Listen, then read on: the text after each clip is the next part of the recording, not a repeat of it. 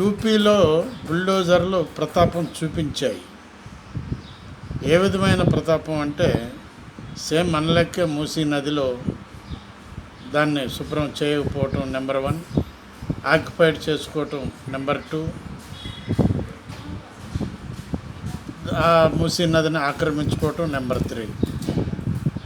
ఈ విధమైనటువంటి ఆక్యుపైడ్ అనేటటువంటి దాన్ని బుల్డోజర్ల ద్వారా నిర్మూలించారు అక్కడ ముఖ్యమంత్రి.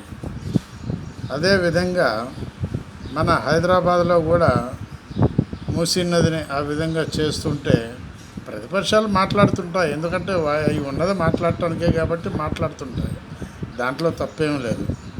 ఎందుకంటే ప్రజలకు ప్రజాక్షేమం గురించి వాళ్ళు చూస్తూ ఉంటారు. ప్రతిపక్షంలో ఉన్నోళ్ళు ఎవరైనా ప్రతిపక్షం గురించి ఆలోచిస్తుంటారు.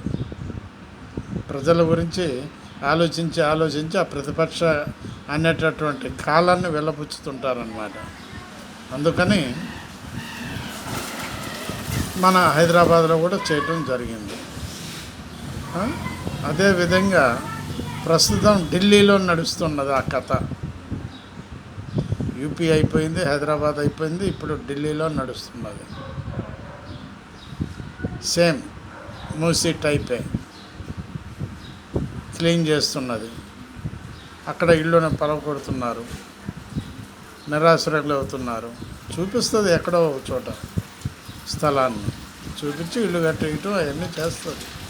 ఏ గవర్నమెంట్ ఏం చేస్తుంది, దాంట్లో డౌట్ ఏం లేదు. అది ప్రతి ఒక్క రాజకీయ పార్టీ ఆలోచిస్తూనే ఉంటుంది వాళ్లకు ఇల్లు కట్టాలని చెప్పేసి. అంతేగాని రోడ్డు మీద పడేయరు ఏ గవర్నమెంట్ అయినా సరే. కాకపోతే ప్రతిపక్షం వాళ్ళు ఏదేదో మాట్లాడుతుంటారు ఆ టైంకి. ఏందా బాబు మీరు ఎట్లా మాట్లాడుతున్నా అంటే మాట్లాడాలిగా అన్న, మాట్లాడటమే మా డ్యూటీ అని అంటారు ప్రతిపక్ష నాయకులు. ఆలోచించండి ప్లీజ్. బివి ప్రసాద్, హైదరాబాద్.